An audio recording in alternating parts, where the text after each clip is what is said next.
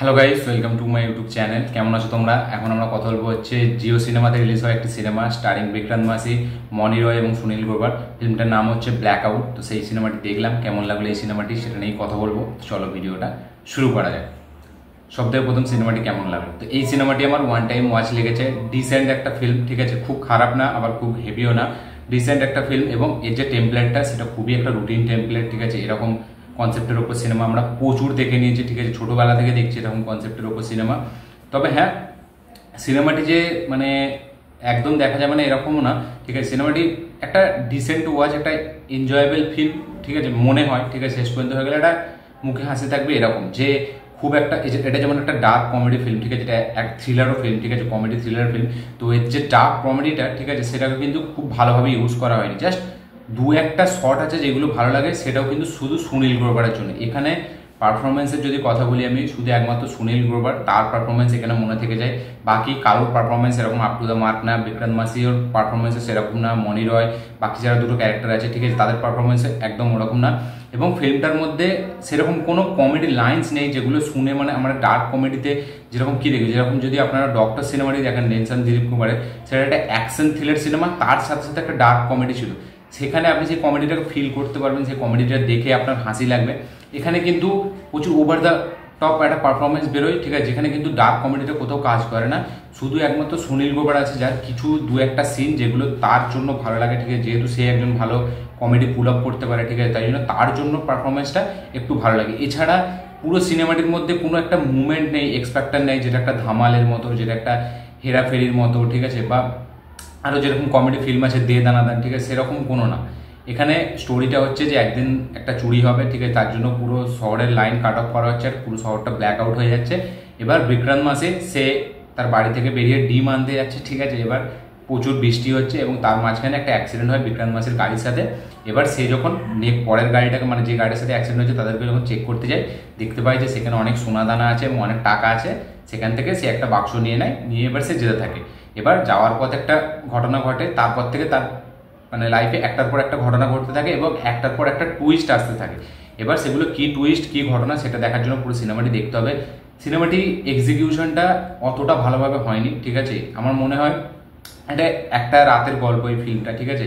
তাই জন্য ফিল্মটা একদম এরকম হওয়া দরকার ছিল, স্ক্রিন প্লেটা যেন একটার পর একটা পাঞ্চ লাইন আসতে থাকে এবং সেইখানে যেন কমেডিটা খুব ভালোভাবে ওয়ার্ক করে। এখানে সেরকম কিন্তু নেই।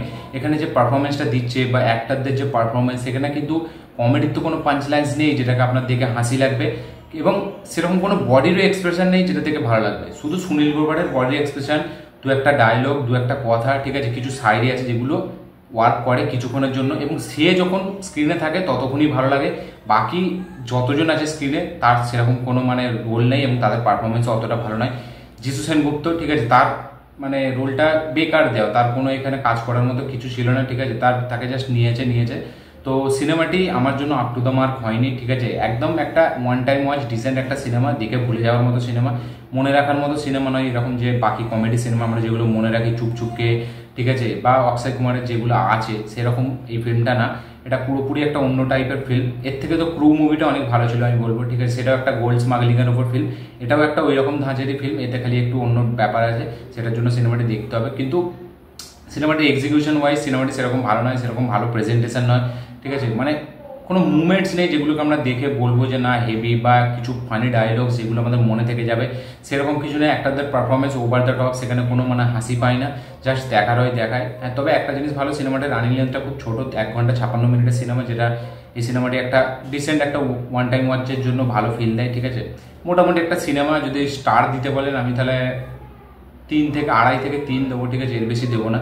তো সিনেমাটি আপনারা চাইলে দেখতে পারেন, ঠিক আছে। আমার সত্যি বলছি একদম মানে ভালো লাগেনি অতটা, ঠিক আছে। আবার হ্যাঁ, এমনও নয় যে মানে একদম দেখা যাবে। সিনেমাটা কিন্তু যতক্ষণ স্ক্রিনে চলে দেখতে ভালো লাগে, কিন্তু একটা সিনেমা তখনই আপনার ভালো লাগবে যখন আপনি পুরো সিনেমাটিকে শেষ করার পর তখনই আপনার মনে হবে যে সিনেমাটি খারাপ না ভালো। সিনেমাটি প্রথম হাফটা হেভি হলো, সেকেন্ড হাফটা খারাপ, তখন কিন্তু আপনি প্রথম হাফটা হেভি মানে সিনেমাটি হেভি হবে এরকম না। সিনেমাটি যখন একদম পুরো কমপ্লিট করবে তারপরে সে রায়টা দেওয়া যায় অ্যাকচুয়ালি সিনেমাটি ভালো কিনা খারাপ। তবে আমি এক্সপেকটেশন আমার ছিল প্রথম থেকে, যেহেতু এটা একটা কমেডি ধাঁচের ফিল্ম, হয়তো প্রথম থেকে একটু যাবে আস্তে আস্তে, তাই জন্য আমি শেষ পর্যন্ত দেখেছি। এবং এখানে যে একটা আলাদা মানে গ্যাংয়ের ব্যাপারটা ঢোকানো হয়েছে, এটা কোনো মানে সিনেমার এর সাথে যায় না, ঠিক আছে। এটা জাস্ট ঠোকানোই দিয়েছে, ভেবেছিল এখানে একটু কমেডি হবে, সেরকম কিছুই হয়নি। মাটগাঁও এক্সপ্রেস এর থেকে অনেক ভালো সিনেমা ছিল, আমি বলবো ফার ফার বেটার সিনেমা। তো এটা একটা দেখে ভুলে যাওয়ার মতো সিনেমা, এর থেকে বেশি কিছু নয়, সিনেমাটার মধ্যে কিছুই নেই সেরকম, না পারফরমেন্স, না কমেডি পাঞ্চলাইন্স, না ডায়লগ, না এক্সিকিউশন ভালো, কিছুই ভালো নয়। তো আপনারা দেখুন, দেখে অবশ্যই কমেন্ট করবেন যে আপনাদের কেমন লেগেছে। যারা যারা দেখে নিয়েছেন তারাও অবশ্যই কমেন্ট করবে যে আপনাদেরও কেমন লেগেছে। এবং আমার এই ভিডিওটি ভালো লেগে থাকলে অবশ্যই লাইক শেয়ার কমেন্ট করে দিন। চ্যানেলটি নতুন হলে চ্যানেলটিকে সাবস্ক্রাইব করুন, বেল আইকনটি প্রেস করতে ভুলবেন না। দেখা হচ্ছে পরের ভিডিওতে, ততক্ষণের জন্য